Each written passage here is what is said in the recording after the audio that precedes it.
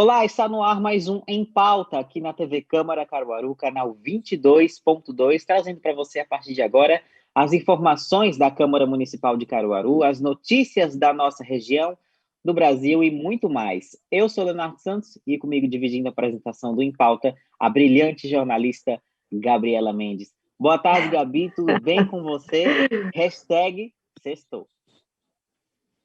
Boa tarde, Léo. Obrigada aí, pelos elogios.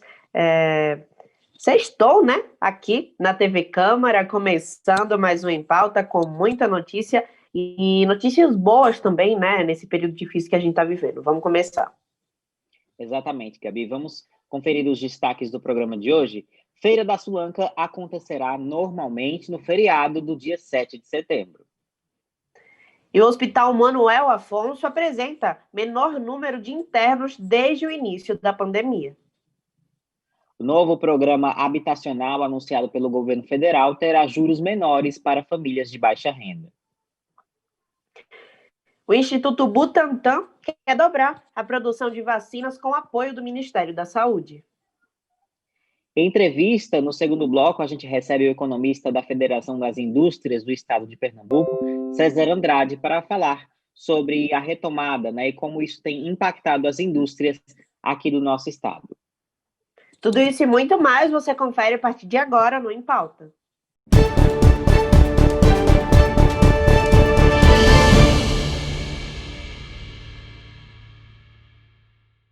E olha só, a gente começa o Em Pauta falando sobre a Feira da Sulanca. A Secretaria de Serviços Públicos da Prefeitura informou que na próxima segunda, dia 7 de setembro, a Feira da Sulanca está mantida. Então, vai ter feira mesmo no feriado do dia 7 de setembro, Gabi.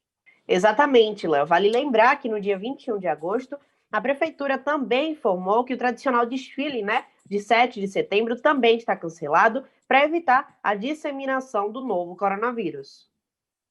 Exatamente, Gabi. Eu anunciei isso aqui no Em Pauta, uma notícia um pouco triste, A gente sabe que a gente está vivendo esse período de pandemia, mas é muito bonito acompanhar os desfiles, Reunir tanta gente no centro para acompanhar as agremiações, as escolas, o tiro de guerra, enfim, um momento muito importante, mas que devido a esse momento que a gente está vivendo, não vai ser possível vivenciar o desfile. É verdade, Léo? Além disso, também outras festas e comemorações importantes para a gente foram canceladas, mas a gente espera que em 2021 tudo volte ao normal e a gente possa curtir em dobro coisas que às vezes a gente nem reparava tanto, e não dava tanta atenção. Então, que ano que vem a gente possa vivenciar o 7 de setembro de uma forma diferente, de novo. Exatamente, Gabi. Vamos de boa notícia? Vamos lá, Léo. É muito importante a gente trazer boas notícias, depois desse período tão difícil que todos nós enfrentamos. Bom, após 5 meses atendendo apenas pacientes com Covid-19, o Hospital Manuel Afonso registrou que atualmente há o menor número de pacientes internos na unidade.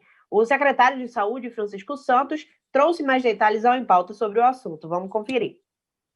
Nós estamos desde março no combate à Covid-19. Um esforço muito grande de muita gente, inclusive da própria imprensa, da sociedade, de setores produtivos, do terceiro setor, de entidades religiosas das mais diversas denominações e também do poder público, para que a gente pudesse combater um inimigo ainda muito desconhecido.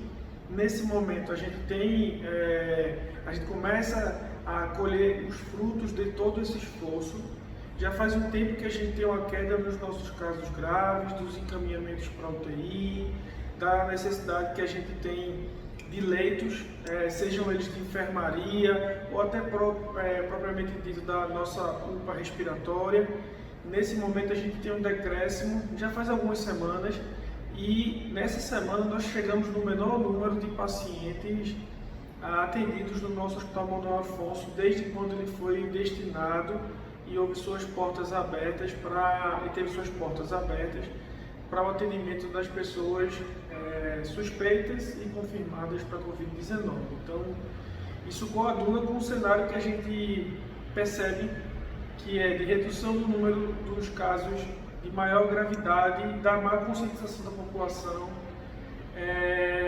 utilização de máscara, distanciamento social. A gente só pede às pessoas que se mantenham vigilantes.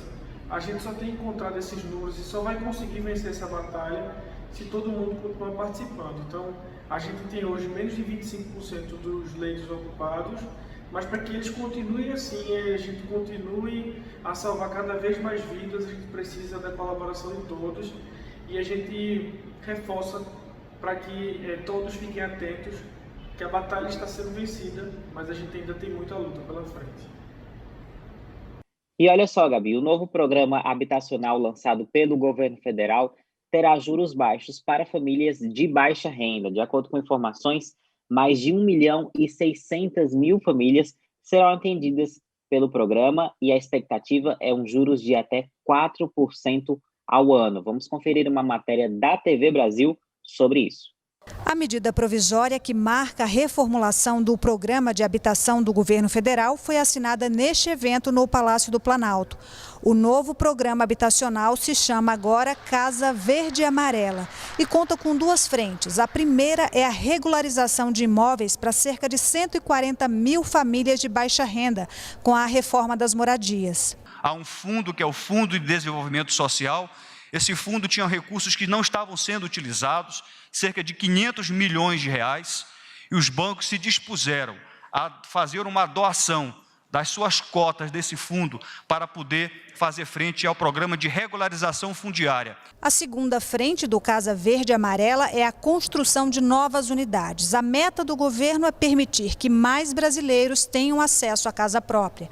Com o custo dos agentes financeiros reduzido, vão poder ser construídas mais 350.000 moradias. E em 4 anos, 1.600.000 famílias de baixa renda devem ser beneficiadas. Todas as linhas que a Caixa estiver, nós seremos o banco com as menores taxas. O governo também quer dar segurança e tranquilidade a cerca de 500.000 mutuários da faixa 1 que estão com as prestações atrasadas e elabora um plano para a renegociação das dívidas. Assim que retomarmos a normalidade após o processo de pandemia, faremos um grande mutirão no Brasil para que elas tenham a segurança do seu lar. Eu tenho pouco a acrescentar.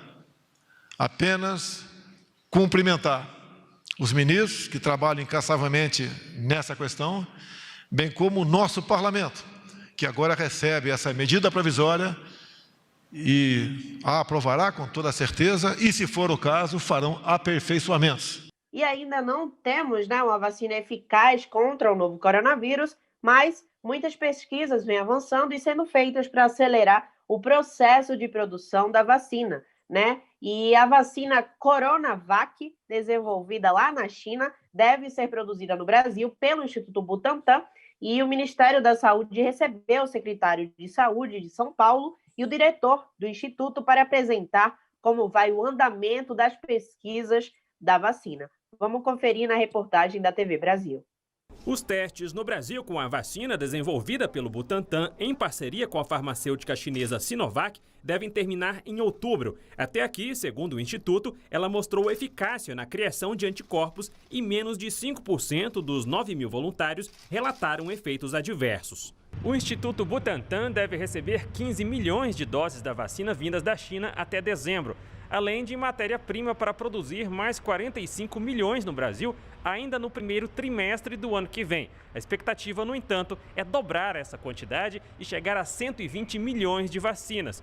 Para isso, o Butantan pediu ao Ministério da Saúde recursos para ampliar sua capacidade de produção. Nós temos essa parceria estabelecida, isso é muito natural e quando nós ofertarmos a vacina, ela terá, obviamente, um custo e isso o ministro garantiu que vai seguramente colocar na pauta do Programa Nacional de Imunização. Após a conclusão dos testes, a imunização deve ser registrada pela Anvisa e distribuída gratuitamente pelo Sistema Único de Saúde. Atualmente, o Butantan fabrica 120 mil doses de 6 tipos de vacinas, entre elas a da gripe. Todas são destinadas ao SUS. Nós temos uma relação muito sólida e histórica entre o Ministério da Saúde, o Sistema Único de Saúde, o SUS, e o Instituto Butantan. É uma vacina que está muito avançada, ela mostrou a sua efetividade nos estudos até então e, portanto, nós queremos sim o apoio, como sempre tivemos, à vacina. E o Em Pauta faz agora uma pausa rápida para o intervalo, mas não sai daí, que daqui a pouco a gente volta.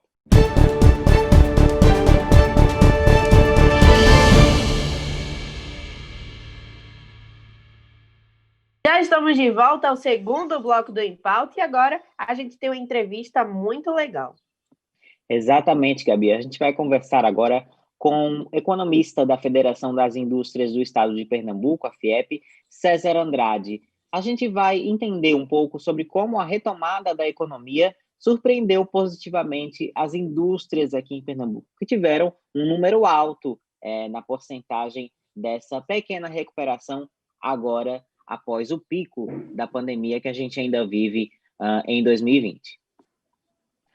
César Andrade, seja bem-vindo aqui ao Em Pauta para a gente falar sobre esse assunto tão importante, que é a recuperação da economia das indústrias aqui do nosso estado. Mais uma vez, seja bem-vindo ao nosso programa. Bom dia, é um prazer estar aqui com vocês. César, eu gostaria de começar perguntando então, a gente sabe que a pandemia paralisou vários setores aqui do nosso estado, né, as indústrias principalmente, que é o foco da nossa entrevista. Eu gostaria de saber como que está sendo essa recuperação, né, se a gente está tendo uma retomada significativa nas indústrias que compõem o nosso estado. Isso, a gente começou a perceber essa retomada a partir da reabertura gradual da economia, né? A gente teve quase 4 meses de fechamento do comércio, a indústria permaneceu funcionando, quase todas elas, à exceção da construção civil, mas ela depende muito do comércio por conta das encomendas mesmo, né? O comércio fechado, ele não vai encomendar da indústria, e aí acaba prejudicando, né? Então, a gente teve algumas pesquisas, nós fizemos algumas pesquisas antes da retomada para entender como é que estava a situação da indústria, e a gente viu que teve queda significativa no faturamento de quase 75% das indústrias do estado de Pernambuco, né? Entre outros problemas, né? Isso causou demissões, teve as medidas de apoio, né, à indústria para tentar permanecer, de apoio às empresas em geral, né, para tentar sobreviver a esse período que foi a suspensão de contrato de trabalho, a redução de jornada, a consequente redução de salário por conta disso. E quando reabriu, a gente já percebeu algumas variáveis, alguns dados, né, oficiais do próprio IBGE, do CAGED, da produção industrial, né, do IBGE, que está começando a haver uma pequena recuperação. Então, pensando nisso, a FIEP fez essa pesquisa e uma das perguntas foi se houve um aumento do faturamento após essa retomada, né? E para nossa surpresa, né, para nossa grata surpresa, quase 60% das indústrias pesquisadas em todo o estado, eles tiveram algum aumento no faturamento. Quase 70% tiveram algum aumento no faturamento. E destes 67%, quase 60%, tiveram um aumento de até 50%. Né? E a gente conseguiu dividir isso por regionais, e o Sertão foi o que teve a maior recuperação. Né? Teve um aumento de cerca de 85% das indústrias pesquisadas tiveram algum aumento no faturamento, né? E 75% tiveram aumento de até 50%. Então, a gente já começa a perceber essa recuperação bem significativa, né? Só que, assim, na verdade, é uma recuperação, a gente tem que comemorar, mas, na verdade, é uma retomada, né? A gente perdeu muito faturamento no início da pandemia, e agora, com a pandemia ainda existe, mas com a retomada da economia, essas empresas começam voltam a faturar, né? Voltam a produzir com mais força, aí voltam a recuperar o faturamento. César, eu queria saber, né, com relação aqui no Agreste, você falou aí de vários lugares em Pernambuco, né, de Pernambuco inteiro, mas eu queria saber especificamente aqui no Agreste como é que as empresas têm enxergado, né, a retomada das atividades financeiramente falando. O Agreste ele também teve um resultado bom, né? Na parte do faturamento, especificamente, 75% das empresas pesquisadas informaram que tiveram um aumento, né, de qualquer quantidade, mas tiveram um aumento no faturamento, né? E 40%, que é um número já bem expressivo, tiveram um aumento de cerca de até 50%. Então, eles recuperaram 50% do faturamento que talvez tivesse perdido no início da pandemia. E um dado que chama atenção no Agreste é que a gente perguntou também sobre a questão de novos canais de venda, né? E o Agreste, ele teve dentre as mesorregiões pesquisadas, ele teve o maior número de empresas que se adaptaram a essa nova realidade, né? 55% das empresas pesquisadas fizeram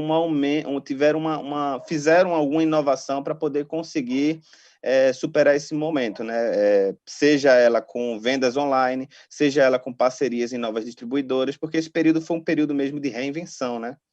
Da maioria das empresas, porque todo mundo sofreu, né? Teve a questão da indústria de confecções, né? Indústria têxtil, que se adaptou com a fabricação de máscaras, né? Apesar de não suprir tanto, mas é uma nova adaptação.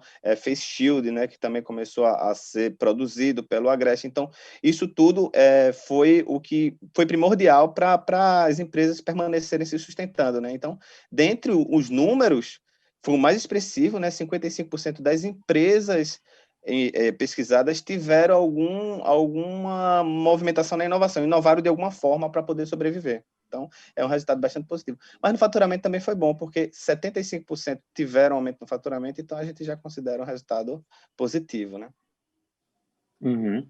César, você falou aí sobre as novas formas das empresas terem um jeito de se reinventar nesse período mais crítico da pandemia, já que a gente sabe que a gente ainda está sofrendo com isso.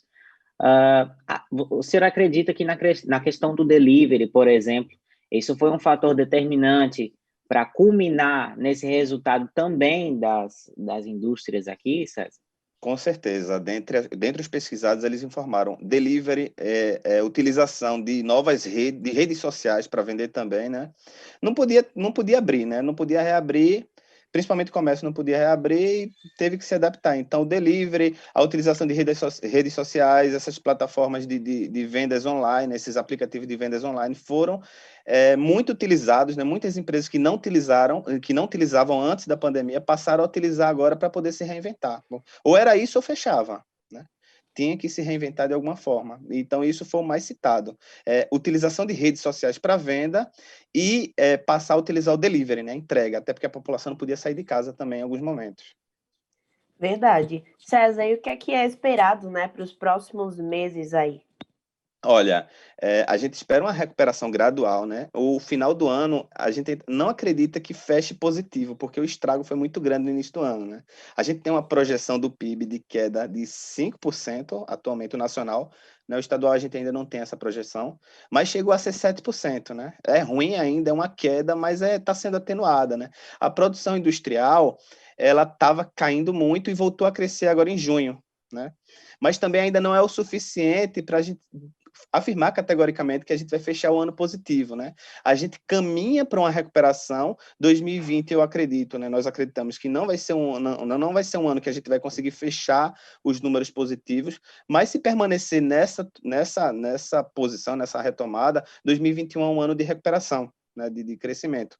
Agora, tudo depende também, Gabriela, de como a gente vai se comportar com essa pandemia, né? Com essa crise sanitária, né?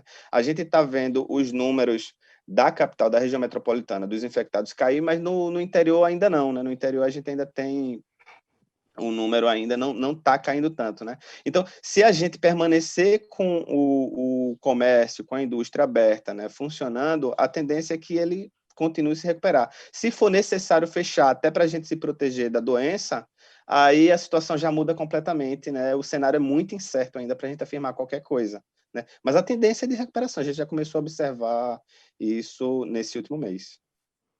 Verdade, vamos torcer para que a gente não precise, né, fechar e que tudo caminhe bem e a economia se recupere, todo mundo se recupere realmente. Que essa vacina 2020, apareça logo também.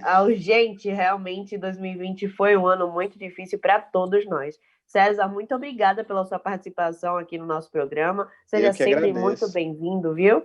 Foi um prazer estar aqui com vocês e fico à disposição. Até a próxima. Até a próxima. Até a próxima. Um abraço.